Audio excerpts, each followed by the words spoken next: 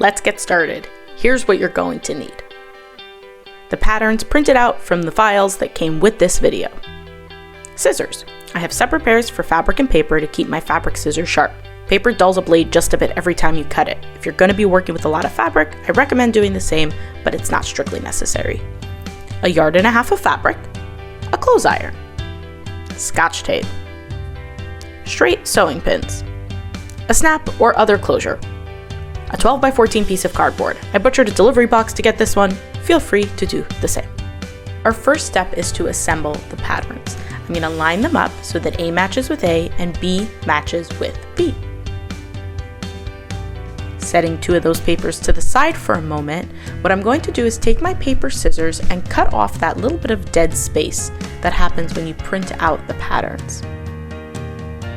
This is going to allow me to ensure that all of the strips that I'm using are all the same size, and that's going to keep my finished bag looking really nice and professional. Consistency is key here. Once you've cut off that strip, you're going to lay it back down, lining it up exactly right next to the other line in the middle section. This is where you want to take that extra second, make sure that it's lined up perfectly. That's going to give you those really nice professional results. Once you have it lined up, just tape them together.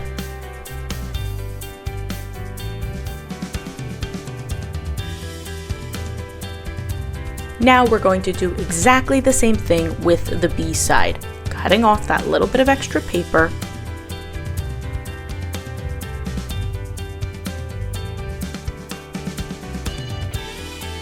and then laying it straight down. Again, taking an extra second to make sure that it lines up perfectly.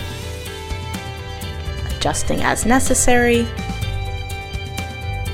and taping it down.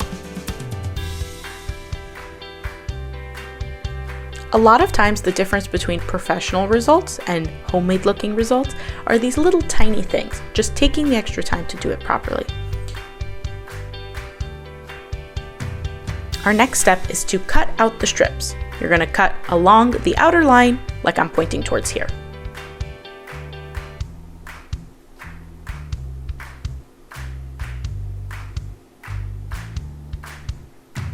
With my scissor, I'm making sure to cut exactly on the line. I don't want to make my strips bigger or smaller. The lines will also help me cut straight, and that's what I'm going for. Nice, straight rectangles.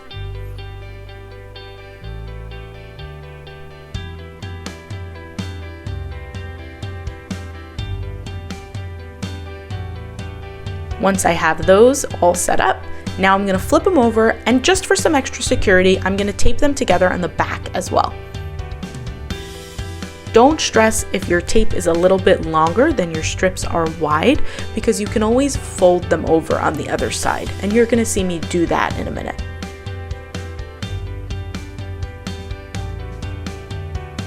Laying all my tape down, and here I go. I'm picking up the patterns, flipping them over, taking that little bit of excess and just folding it.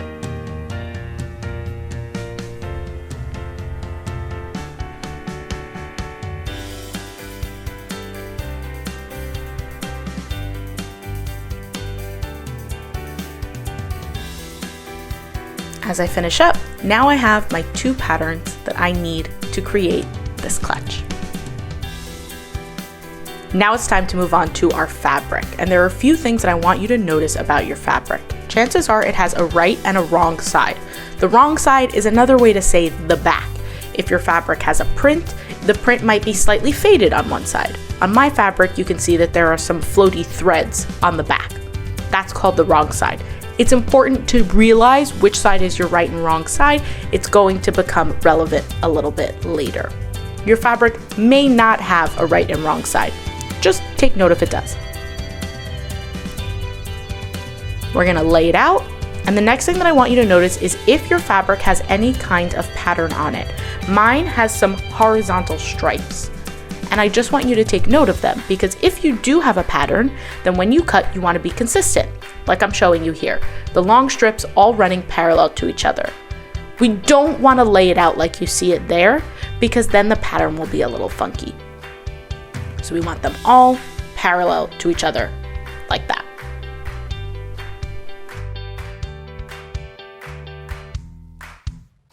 we need to cut a bunch of these strips, and there are ways that we can make it go faster, but we want to do it properly so that we still get great results.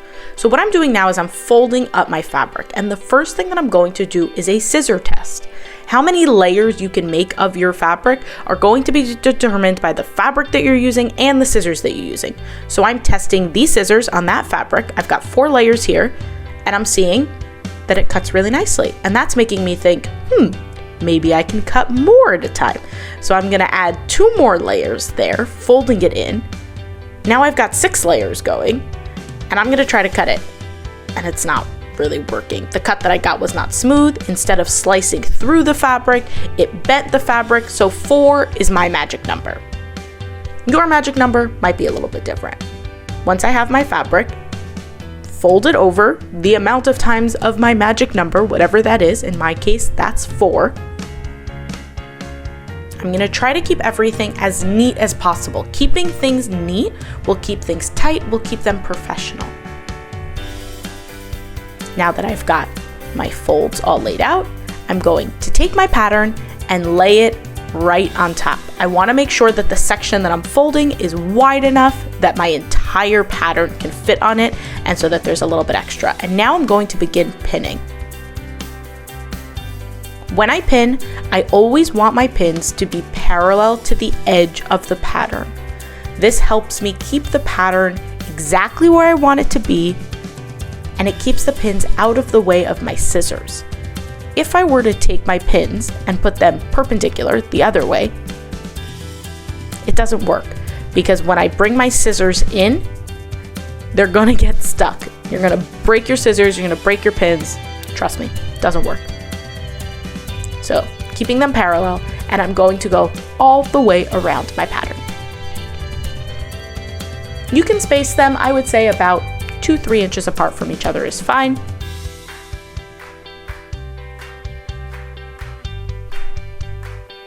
Don't skimp on your pins.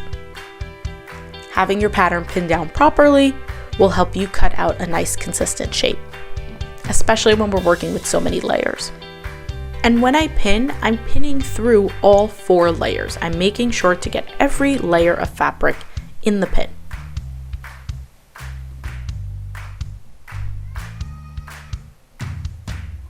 You're also going to want to make sure to pin your corners down really nicely.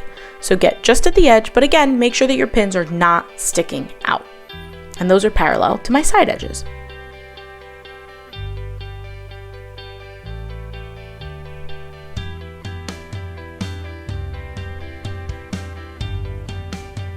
Now I'm going in with my scissor. When I cut, I am cutting just at the very edge of the pattern. I want to make sure that I'm not cutting the actual pattern. That will give me results that are too small. I want to make sure that I'm not cutting too far away from the pattern, like I'm showing you there. That's not good, because that'll give you a strip that's too wide. Just at the edge of the pattern, and I'm going to go all the way around, and I'm cutting through all 4 layers here.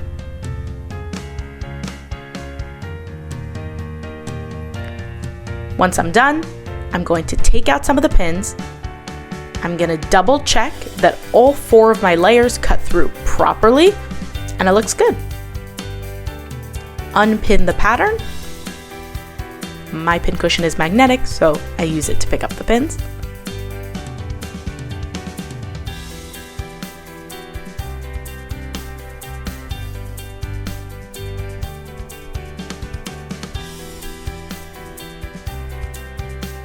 Once your pattern is completely separated from your strips, you're going to take 1 pin and pin all 4 of those together. That's just to help you keep them from getting lost, because you're going to be cutting a lot. When you're finished, you should have 16 short strips and 13 long strips. Just keep cutting until you have enough. Now it's time to move on to our ironing board.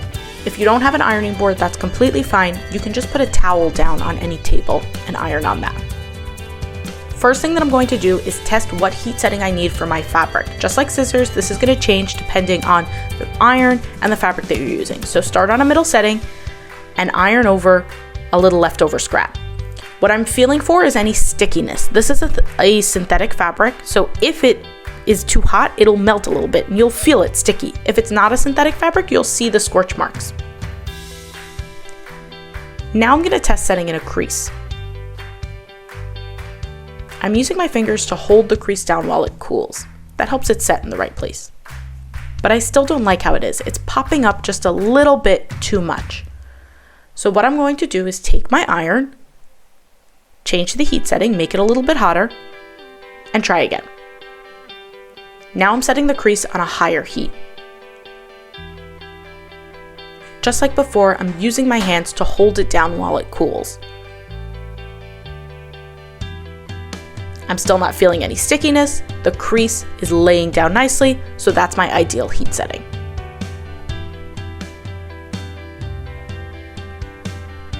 Now that I know the correct heat setting, I can start with my actual strips. Now, I want to place this on my ironing board with the wrong side facing up. You can see those little floaty threads that I pointed out to you earlier.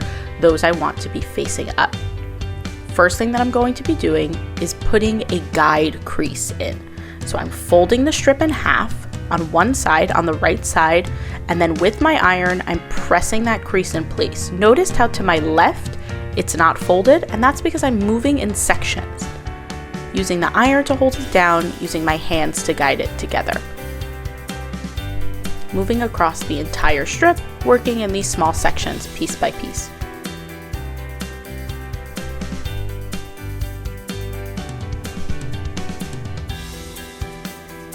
And again, I hold it down while it cools. That really helps to set the crease in place and keeps it better. Now I'm going to open up my strip, and you can still see the crease that I have there down the middle. That's going to become my guideline. So what I'm doing is I'm taking the bottom portion and using my pointer finger and my thumb, I am folding it up until the crease line. So my pointer finger is on the inside, my thumb is on the outside, and they're holding it together and starting just at the very end on the right. And now the same way I did before, I'm going in with the iron, working in small sections across the entire strip.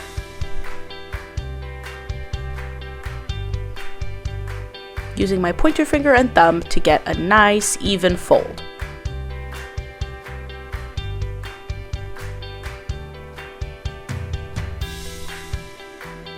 And again, holding it down while it cools. If the fabric is too hot for you to touch it with your hands, chances are you need to lower the heat on your iron. You should be able to tolerate the amount of heat. Now I'm going to do the same thing with the top. Now because it's on top, my pointer finger is going to be on the outside, my thumb is going to be on the inside, and I'm matching it up to where the other portion ended. Making them butt right up against each other. And working in small sections, I'm going to iron all the way down.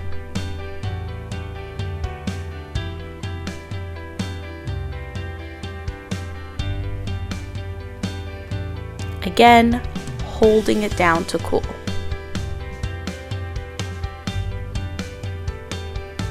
I haven't sped this up at all. This is exactly how long it actually takes. Now, using the original crease that we first made, we're going to fold it in half again and give it one final press.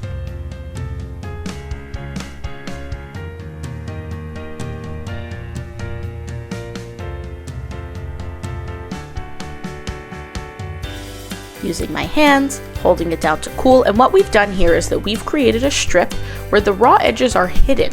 They're inside. So this is a really durable, perfect piece that will be really easy to weave. Repeat that with all of the other pieces. Those are my long strips, those are my short strips. Now we're ready to start weaving. We're going to start off with our cardboard. Again, just a regular piece of cardboard, lay it down on your workspace in front of you. Now we're going to take our long strips and get our weave started. Notice how the strips open. You want to make sure that you're putting them all in the same direction. It'll keep things nice and neat. Take one of your long strips with the fold facing downwards and pin it to the top of your cardboard. You're going straight through the strip into the cardboard. When you take your second strip, you want to make sure that the fold is facing the same way. So open it up just like that, double checking, and you're placing your second strip right up against your first. You want them to be touching right up against each other. And again, pinning into the cardboard. When I pin, I'm placing my pin at a slight angle. I'm angling it here from left to right. That's called against the tension, and that helps keep the pin from falling out. And you'll notice as I line them all up here, right up against each other, really close and personal. The last strip we're going to place a little bit differently, and that is we're going to reverse it. We're going to open it to the inside, and that's so that our edges are nice and neat. Pin that just as you did the other ones.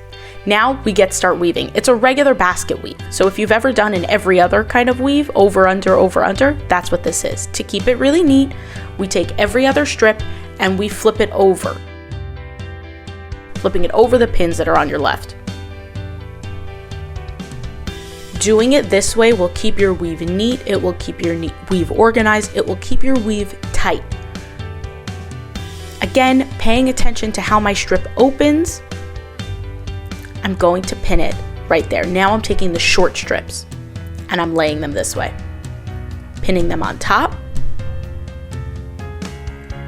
keeping it laying nice on bottom, going right up against where my pins are, and pinning that in place. Now I'm taking those strips that I had previously picked up, putting them down, and now I'm going to pick up the other strips that were previously down. So before I picked up the first one, now I'm going to pick up every other, starting with the second row. And this helps me again to create a really nice tight weave. Resist the urge to just go over, under. It will never be as tight and as beautiful if you do it properly. Taking my second short strip now, and what I'm going to do is much in the same way that we did the long strips, I'm making sure that my short strips are right up against each other. If there are any holes, then there will be holes in my bag and stuff will fall out, and that would just be really sad. So I'm pinning it on top, right next to the other one. Really pushing it up against there. And I'm doing the same thing on the bottom. And you can see as I'm going through, I'm making sure that it's really up next to the strip that's immediately to its left. Pinning it into the cardboard again. And now I'm going to take those strips, put them there, back where they were before, and we're going to keep going.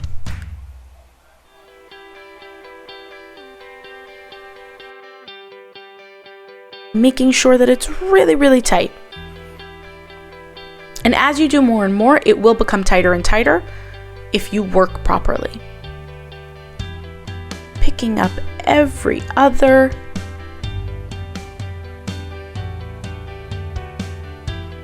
Alternating. I'm going to take another short strip, lay it right up against there. And what you're essentially doing is you're building a fabric.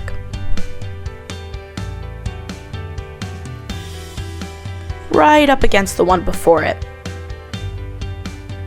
Now, because I have more strips set up now, as I pull them back, I'm giving each strip that was previously flipped over a little tug. And while I do that, I'm holding the most recent strip in place. And that allows me to get a really nice tight weave. And a tight weave is key here.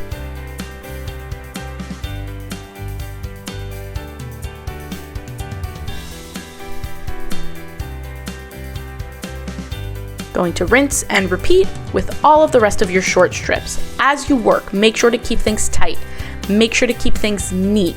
Make sure to give each strip a little tug as you flip it back over. That'll help keep things in line nicely, and that will give you the most consistent results.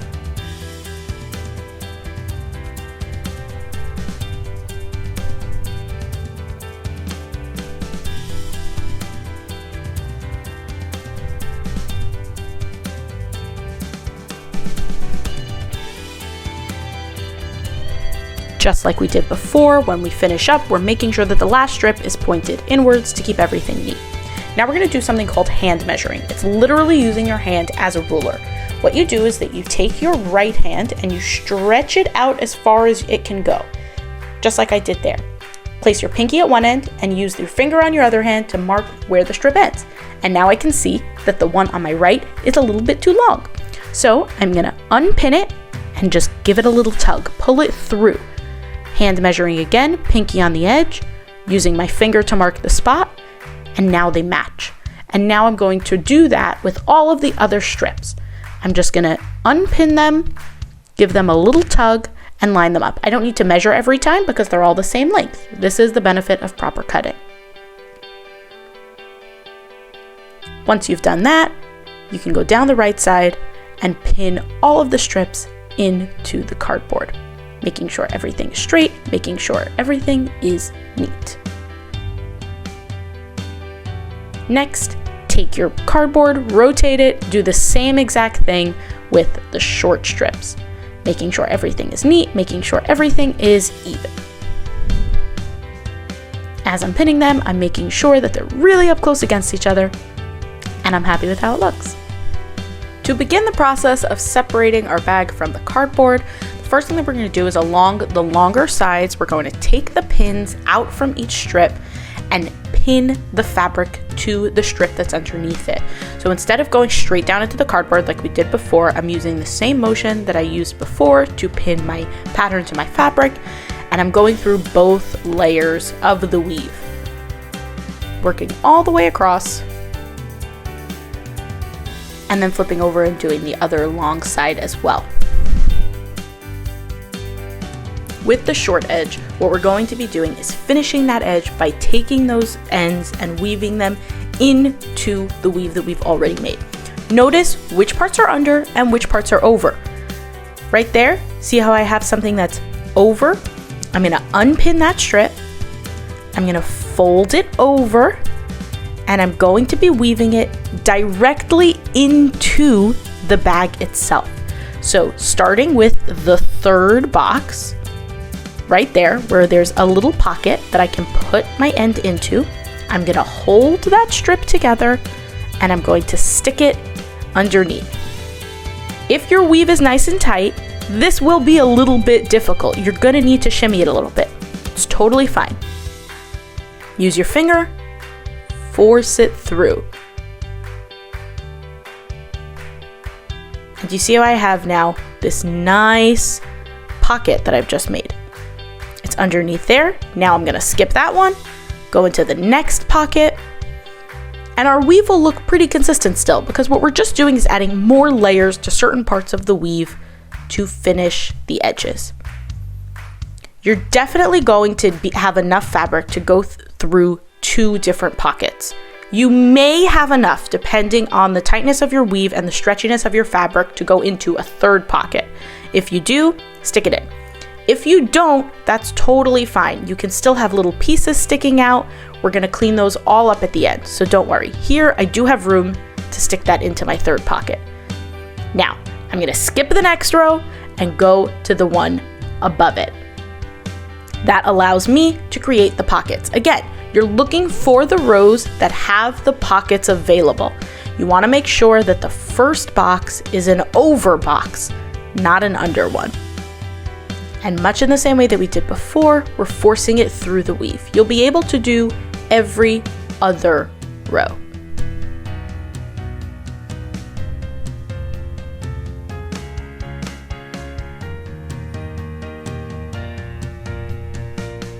Going through into the second pocket. Again, the pockets are created when a strip is over, not when it's under.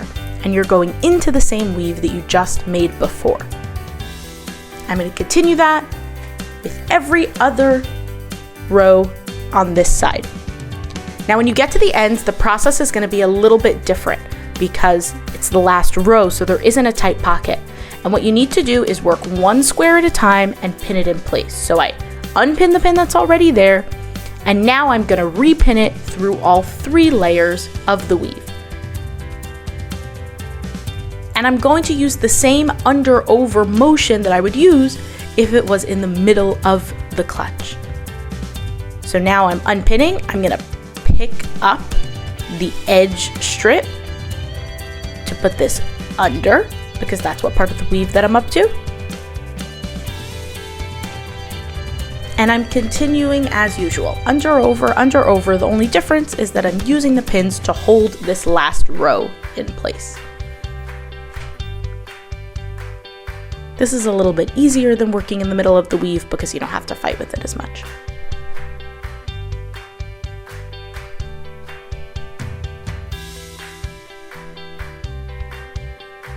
Getting that last one in place. And now I'm going to do the same thing with the top row.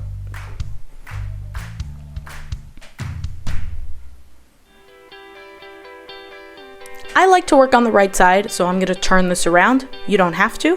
And I'm going to finish the right side in the same way that I finished the other side. So again, I'm paying attention to where my pockets are created. That's where I have an over. And there you go, I'm weaving it in.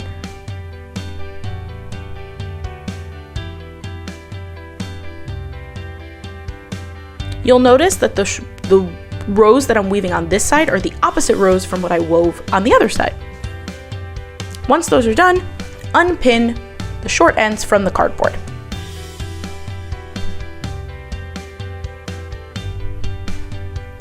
You should be able to carefully lift the entire piece off of the cardboard, put it to the side. You don't need it anymore.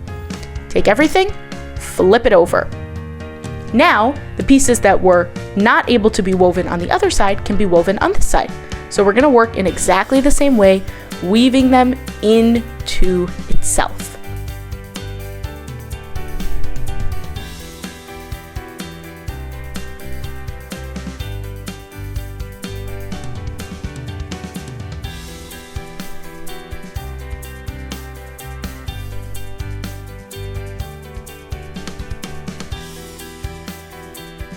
And I'm doing the edges in the same way that I did them before, pinning each square as I work. Now we have two nice finished edges that are totally straight, and those are going to become the top of our bag. To construct the sides of our bag, what we're going to be doing is weaving it into each other. We're going to be weaving one side into the other side. So the first thing that you're going to do is fold your piece in half. Bring your two finished edges together. Now, we're going to take our middle row and we're going to be weaving it directly into the strip that's next to it. Again, when this is folded in half, that's weaving the bottom into the top. In the same way that we did before, we're looking for our pockets and we're just going to stick over, under, over, under. Make sure that you keep this nice and tight, looping it in there.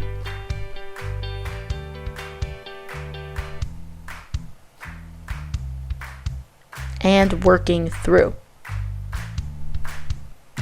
Again, I'm taking the row that's on the top of the bag and I'm weaving it into the bottom of the bag. See how it looped around like that?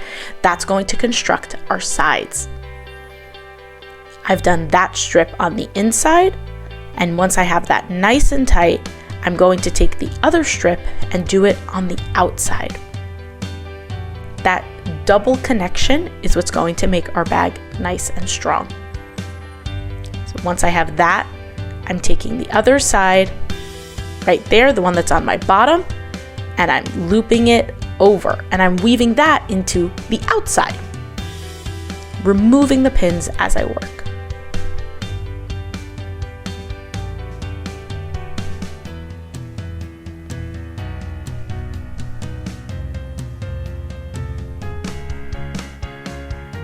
Same way that I've been working this whole time, keeping the strip together and working it through.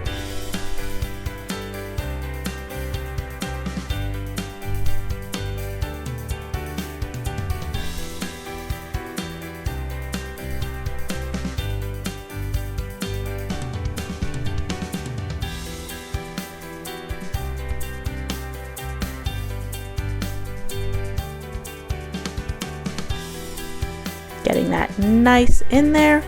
again, I'm not stressing about the edges. We're gonna clean those all up at the end. And do you see how that created a really nice edge? That's a really strong edge. It's not going anywhere. Taking the pin out from the back as I work. And now I'm moving and I'm working to the other side. I'm not gonna work up one side and then up the other. I'm gonna work zigzagging back and forth across the sides because it'll be easier. Once I do up one side, it'll be hard to get all the way to the bottom of the bag. Like before, taking that top row, weaving it into the bottom row, into the bottom side, holding it up.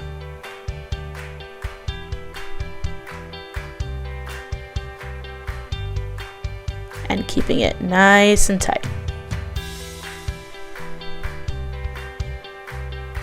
Folding it in half again, weaving my bottom one to the outside now. Removing the pins as I work.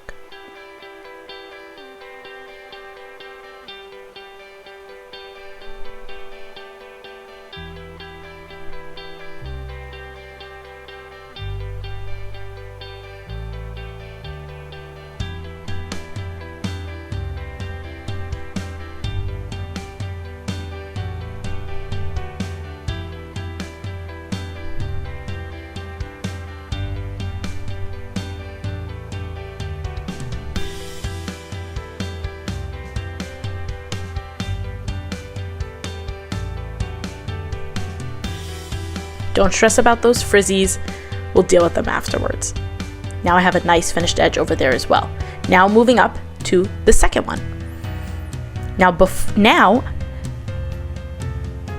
the bottom is going to go into the top because that's where my pocket is in that second row. So the same way that I did before, I'm taking the bottom row, weaving it on the inside, through there, and into the one next to it. Just like we've been doing this whole time, we're moving back and forth, flipping over to take advantage of our natural under-over weave. To weave the bottom into the top, we just did that on the inside. Now to flip it over, and then we can weave it on the outside. On every single row, you're going to be weaving one inside and one outside, looking for the natural pockets and flipping it as you work.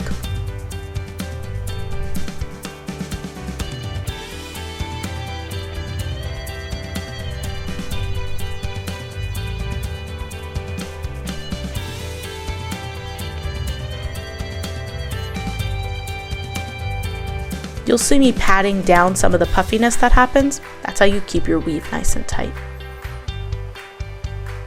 Now I have two nicely finished rows. And I'm gonna move over, do the exact same thing on the other side. So flipping it around. Take that top one, weave it into the bottom one on the inside, just like we did before.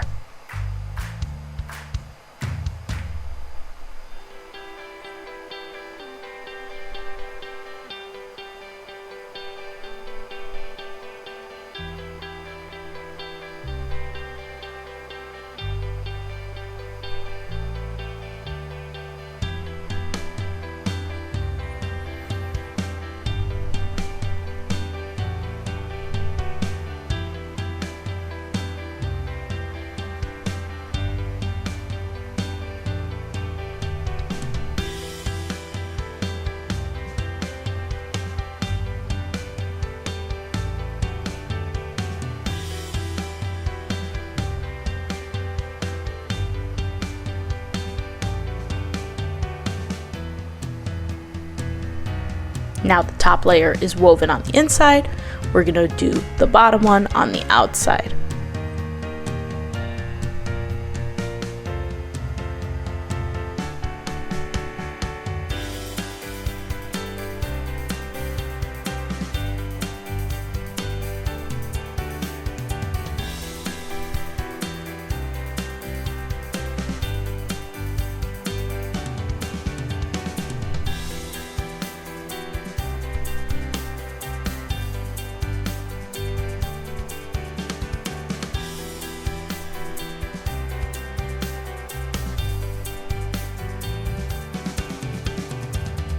I'm patting it down to keep things flat as I work, because things will get a little bit puffy as you weave in and out. Removing the pins as I go.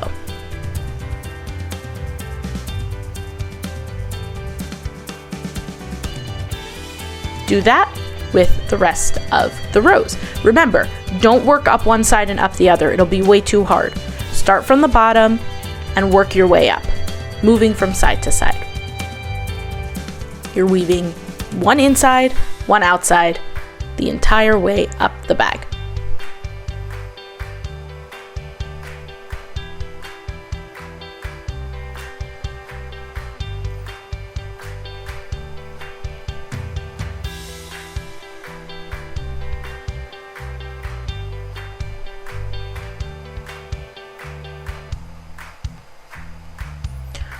When you get to the second to top row, that's when things are going to get a little bit different, because you'll notice that we have these double loops that were created when we finished our edges.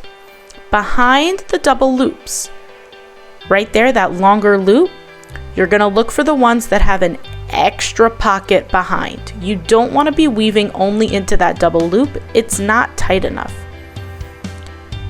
I'm sticking my finger in where you're going to want to be weaving to, the extra piece behind it. See the tip of my finger? That's where you're going. Make sure that you're going through all those layers and just continue as usual.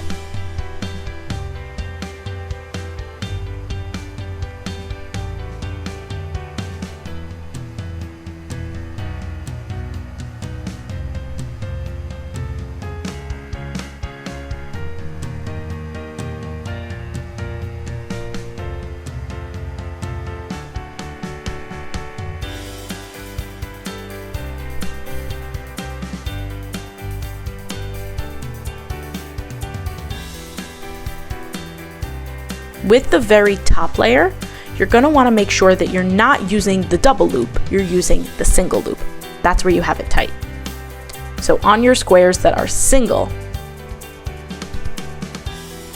those are the places you want to be weaving into, keeping it nice and tight the whole way while you work.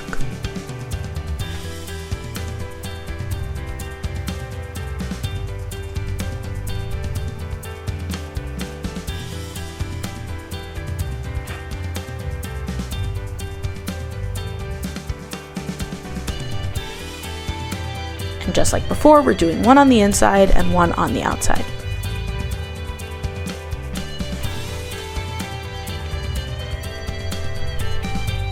And if you need to readjust certain things while you're working, that's totally fine. Again, I'm going over that double loop into the single loop and weaving it as regular.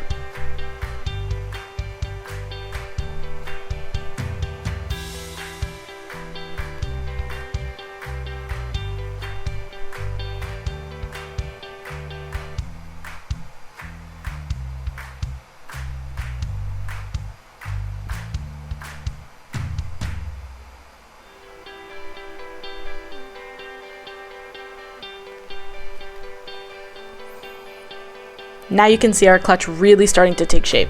Give it a nice, good slap to keep everything tight. You want to take any puffiness and get rid of it. Our next thing is to clean up all of those threads. You're going to take your scissors and go really close to the fabric, and any place that you see those fringes, just cut them right off. If you like them, by the way, you can totally leave them. I just like to keep things neat.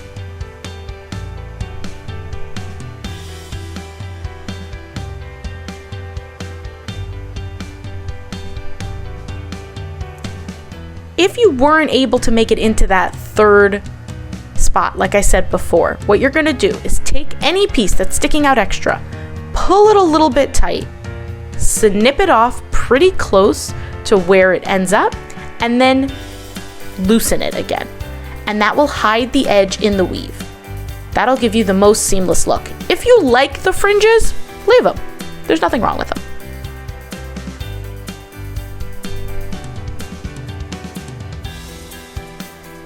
If you need to readjust things as you work, that's totally fine. And now we have a nice looking bag, super clean, really, really nice. I like to leave the inside a little messy. I'm not sure if that's because I like the way it looks or because I'm too lazy to clean it all up. Don't judge me.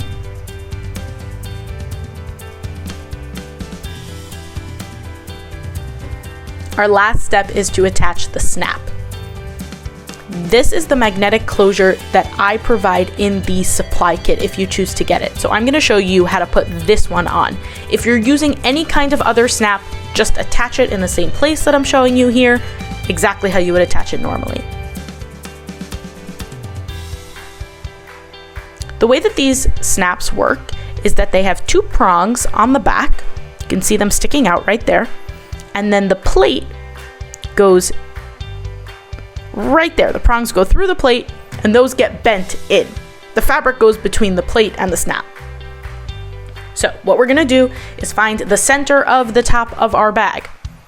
Count them, do your math, count them again. You're looking for the 7th one. It's right there in the middle. And then what you're going to need to do to get these prongs through is that you're going to need to poke a hole. When you poke that hole, you want to make sure that you're only doing it through the first layer of the weave. Remember, we've been creating all of these layers. See how there's a front and a back there? Just that first one. Don't poke a hole all the way through. That would be really sad. I'm using my scissor and I'm cutting a little slit. And then you're just gonna stick it right through there. I go in after this with a seam ripper to make that hole a little bit better. You don't have to. You can shimmy it with a scissor. My scissor was just being annoying to me. Once the prongs are through the holes that you've made, you're going to take the plate, stick it there, stick the prongs through the holes in the plate, and the prongs will bend just with your fingers. Use your fingers and bend the prongs towards the center. That'll hold the snap in place. Don't worry if you're loosening that row a little bit, you can always tighten it. Use your fingers, bend it through, and you're all good. If you're using a sew-on snap that you have at home, then you're just gonna wanna make sure that when you're sewing it on, you're only sewing through one layer. Tighten it up if you need to. Get everything nice and neat. And then you're gonna do exactly the same thing with the other part of the snap on the other side. It attaches exactly the same way.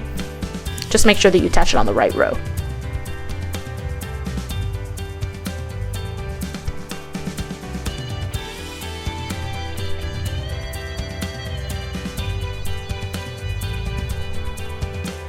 I decided to use the seam ripper because it was being nicer to me. Scissors work great also.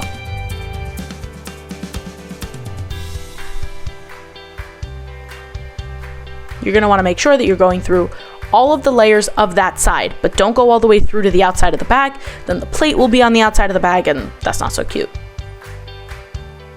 Sticking it through.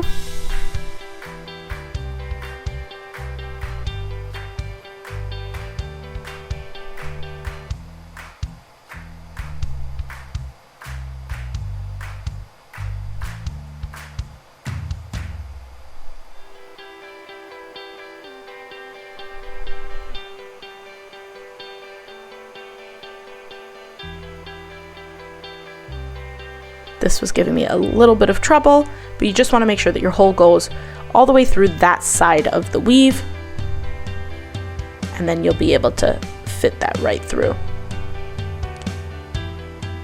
Stick the plate on the inside.